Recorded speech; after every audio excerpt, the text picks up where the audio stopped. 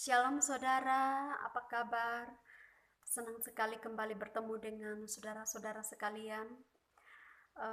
Saya berharap boleh menjumpai Anda sekalian dalam keadaan tetap bahagia dan tetap dipertemukan hal-hal yang baik daripada Tuhan.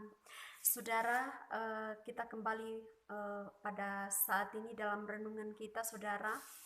Dan sebelum kita masuk dalam renungan kita kembali satu dalam doa. Kita berdoa.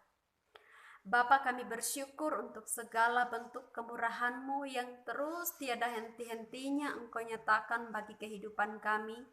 Terima kasih untuk penyertaan-Mu sepanjang hari ini, Tuhan. Kalau kami boleh melewati itu semua karena kemurahan-Mu. Karena itu Bapa, saat ini kami rindu untuk kembali datang merenungkan firman-Mu. Karena firman-Mu adalah dasar daripada kekuatan kami, di mana kami senantiasa diberikan kekuatan, keteguhan dalam menjalani kehidupan kami. Terima kasih Tuhan, berkati setiap anak-anak-Mu yang sudah mengambil bagian dalam renungan ini. Kami percaya Roh Kudus mengurapi kami semua, sehingga setiap pemberitaan yang kami dengarkan pada saat ini sungguh-sungguh menguatkan hati kami, Tuhan. Terima kasih Tuhan, kami bersyukur dalam nama Yesus. Haleluya. Amin. Puji Tuhan saudara. Nah, hari ini kita akan kembali masuk pada poin yang akan kita bahas bersama-sama, yaitu mengenai baptisan api. Nah, waktu-waktu yang telah kita lewati ini kita sudah membahas tentang baptisan air, saudara, ya. Baptisan air adalah satu lambang pertobatan, ya, di mana kita harus sebagai orang percaya kita harus melakukan itu, saudara. Langkah awal di mana kita memasuki dimensi Tuhan, saudara. Lalu kemudian kita juga sudah membahas tentang baptisan Roh Kudus. Saya katakan bahwa semua orang percaya tanpa kecuali ini berhak dan wajib untuk mengalami ini, saudara. Kenapa? Saya katakan bahwa sebagai orang percaya, Roh Kudus merupakan satu pribadi yang betul-betul harus kita diperlengkapi dalam kehidupan kita.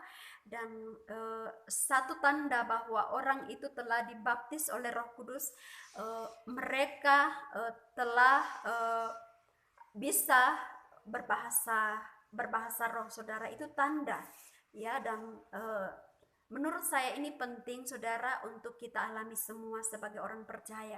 Lalu kemudian, saudara, kita masuk dalam baptisan api, saudara.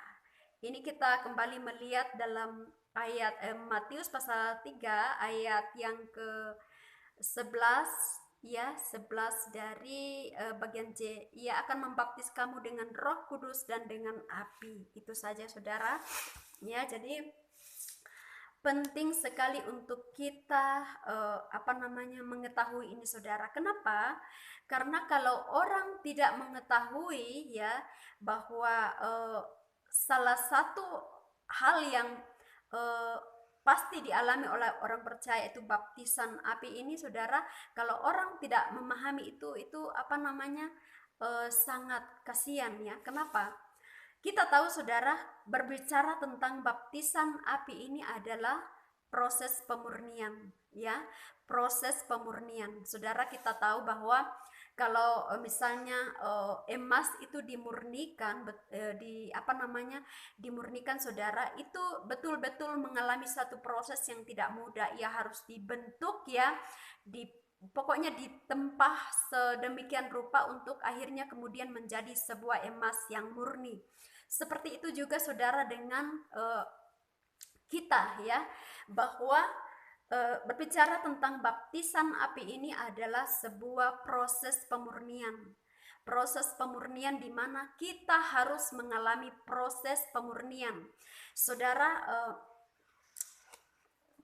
kita tahu bahwa sebelum Tuhan Yesus, ya, masuk dalam pelayanan yang penuh dengan kuasa, walaupun kita tahu bahwa Dia memang Allah, saudara, ya, dan sekalipun Ia tidak harus melewati ini karena Dia Allah, ia tetap punya kuasa ya. Tetapi saudara harus kita perhatikan bahwa Yesus telah menunjukkan teladan kepada kita untuk kita ikuti saudara. Kita tahu bahwa setelah Yesus dibaptis keluar dari air saudara ya, Roh Kudus memenuhi kehidupannya. Nah, lalu kemudian tidak sampai di situ, Roh Kudus itu membawa dia ke padang gurun untuk apa? Dicobai, saudara. Perhatikan dicobai. Nah, kita tahu saudara, waktu dia berada di padang gurun, ia dicobai oleh iblis ya. Nah, sebelum Tuhan Yesus masuk dalam pelayanan, kita tahu saudara apa yang dialami Yesus ketika ia berada di padang gurun saudara ya. Ada 3 kali iblis menawarkan pencobaan kepada Yesus, tetapi kita melihat bahwa Yesus selalu dengan kekuatan daripada Tuhan itu mengalahkan setiap godaan atau setiap pencobaan yang ditawarkan oleh iblis saudara. Itu adalah satu teladan yang diberikan kepada kita bahwa kita pun sebagai orang percaya kepada Yesus itu pasti akan mengalami namanya proses pemurnian atau masuk dalam baptisan api ini saudara. Ini sekali lagi saya katakan ini berbicara tentang proses pemurnian iman saudara. Nah, itu kita harus alami saudara ya, tidak boleh tidak.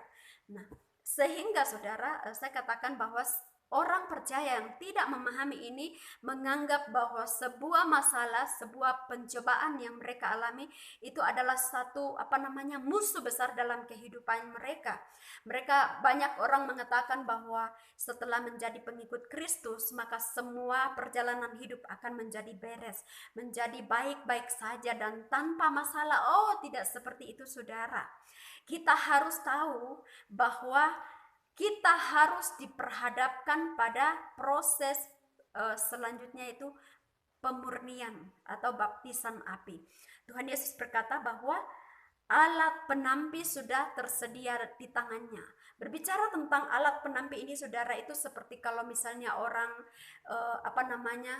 membuat beras saudara, itu punya alat tertentu untuk memisahkan sekam dengan beras, dan itu tentu saudara ada proses yang dilakukan ya, dipisahkan, ada gesekan di situ saudara. Nah, ini yang terjadi bagi kita sekalian sebagai orang percaya bahwa kita harus mengalami proses pemurnian saudara.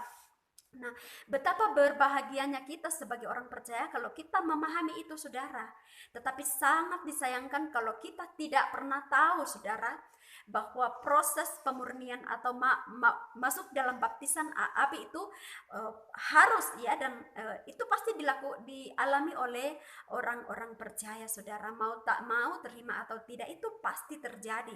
Nah, karena itu kita harus memahami maksud daripada firman Tuhan ini saudara. Kita harus mengerti apa yang menjadi rencana Allah dalam kehidupan kita ya, bahwa keselamatan kita ini saudara harus dikerjakan ya, harus terus dikerjakan dengan tekun. Kalau kita melihat di dalam Yakobus ya, Yakobus pasal 1 saudara ayat 12. Firman Tuhan mengatakan, berbahagialah orang yang bertahan dalam pencobaan saudara. Kenapa dikatakan berbahagia? Oh, kita tahu bahwa seseorang itu sedang masuk dalam baptisan api, proses pemurnian saudara, di mana ia sedang dibersihkan, ia sedang betul-betul dimurnikan untuk menjadi emas murni di hadapan Allah saudara ya. Jadi kita dituntut untuk ketika kita masuk dalam sebuah persoalan atau pencobaan, kita mestinya bersukacita. Apakah kita bisa lakukan itu saudara? Sangat sulit. Kenapa? Kita seringkali menganggap bahwa pencobaan atau proses itu adalah merupakan musuh terbesar bagi kita saudara. Dan dari mana pencobaan itu saudara? Ya, dari mana pencobaan itu? Tidak datang dari luar, dari jauh saudara, tetapi itu seringkali terjadi gesekan antara sesama anak Tuhan ya dalam gereja, dalam komunitas kita, dalam persekutuan kita. Itu tujuannya apa? Supaya kita saling memurnikan satu dengan yang lain. Jangan salah saudara, kalau orang mengatakan bahwa kita ke gereja itu kita menjadi orang percaya karena di dalam gereja itu semuanya orang baik, semuanya orang benar, orang suci. Oh tidak saudara, justru dalam gereja itu seringkali terjadi gesekan-gesekan, tetapi kita harus tahu bahwa itu adalah salah satu proses pemurnian. Dan ingat saudara, kita harus berbahagia menghadapi itu. Jangan menganggap bahwa apa yang sedang kita hadapi itu adalah musuh bagi kehidupan kita. Tetapi proses yang sedang kita alami adalah satu kebahagiaan di mana iman kita akan naik ke tahap lebih tinggi lagi saudara, untuk kemudian kita akan melihat sebuah kebahagiaan yang dibalik masalah yang sedang kita hadapi, tetapi kita mampu melewatinya. Bahkan saudara dikatakan di dalam Yakobus pasal 1 ayat 2, anggaplah sebagai satu kebahagiaan apabila kamu jatuh dalam berbagai-bagai pencobaan. Saudara, bisakah kita lakukan ini? Saya percaya, sekali lagi saya katakan, kalau kita memahami rencana Allah dalam kehidupan kita, maka saya percaya kita akan mampu, saudara, berbahagia ketika kita sedang masuk dalam proses pemurnian ini. Lagi-lagi iman kita diuji. Bagaimana respon kita menghadapi proses yang sedang kita hadapi saudara? Nah, apa yang sedang kita hadapi saat ini? Mungkin itu masalah pasangan hidup, ya mungkin itu masalah sakit penyakit, atau mungkin saudara ada gesekan-gesekan di antara sesama anak Tuhan, atau terhadap suami istri, atau terhadap orang tua. Saya tidak tahu, tetapi yang jelas saudara, berbahagialah kamu jika kamu sedang menghadapi itu. Tetap bertekun, jaga hatimu, dan anggap itu adalah proses di mana imanmu sedang diuji untuk kamu betul-betul keluar sebagai pribadi yang baik, pribadi yang berkenan di hadapan Tuhan saudara. Sebab setiap masalah yang kita hadapi, kalau kita mampu hadapi dengan satu sikap hati yang benar di hadapan Tuhan, itu akan mendatangkan kebahagiaan dalam kehidupan kita. Ada mahkota kemuliaan, mahkota kehidupan yang selalu Tuhan sediakan. Saudara jangan pernah berkata bahwa setiap kali kita menghadapi pencobaan kita sendiri. Tidak sama sekali. Tuhan selalu ada beserta dengan kita, dan Tuhan sangat tahu akan apa yang sedang kita hadapi, proses apa yang sedang kita hadapi saat ini. Tuhan tahu. Firman Tuhan katakan dalam 1 Korintus 13 ayat 10 saudara ya, pencobaan-pencobaan yang kita alami adalah pencobaan biasa yang tidak melebihi kekuatan kita, sebab Allah setia, dan karena itu Ia tidak akan pernah membiarkan kita dicobai melebihi kekuatan kita sendiri atau melampaui kekuatan kita. Tetapi pencobaan yang kita alami saudara itu masih bisa kita tanggung. Jadi jangan pernah berkata saudara, pencobaan ini terlalu berat buat saya. Tidak, yang membuat berat adalah karena mungkin kita kurang menaruh harap kita kepada Tuhan. Jadi saudara, belajar ketika engkau sedang masuk dalam proses pemurnian hari ini, saat ini bersyukur, anggap itu suatu kebahagiaan, sebab pada akhirnya ketika engkau mampu menghadapinya dengan kekuatan imanmu, mengandalkan Tuhan, dan tetap didasari dengan pengharapan kita penuh kepada Tuhan, maka saya percaya Tuhan memperhitungkan itu sebagai sebuah kebenaran. Dan ingat mahkota kemuliaan telah disediakan bagimu. Amin saudara. Jadi renungan kita pada saat ini sampai di sini, saya percaya saya tidak tahu apa yang sedang kita hadapi saat ini, tetapi percayalah saudara, Tuhan menyertai kamu. Tuhan tidak sendiri, kamu tidak sendiri dalam menghadapi setiap situasi yang mungkin merasa kita betul-betul sedang sendiri karena proses itu, tetapi Tuhan selalu ada bersama kita. Amin untuk firman Tuhan saudara. Dan kita akan berdoa bersama-sama. Kita satu dalam doa. Terima kasih Tuhan untuk firman-Mu yang sudah datang kepada kami pada sore hari ini. Kami percaya firman-Mu yang kami dengarkan itu dapat memberi kekuatan baru bagi kami, di mana kami diajar untuk tetap bertekun setia dalam menghadapi setiap situasi apapun. Karena itu Bapa, kuatkan, teguhkan kami, mampukan kami untuk tetap bertahan ya Bapa. Untuk setiap anak-anak-Mu yang sudah menyaksikan video ini Tuhan, sudah mengambil bagian dalam renungan ini Tuhan, berikan kekuatan, kesehatan senantiasa, teguhkan iman kami Tuhan.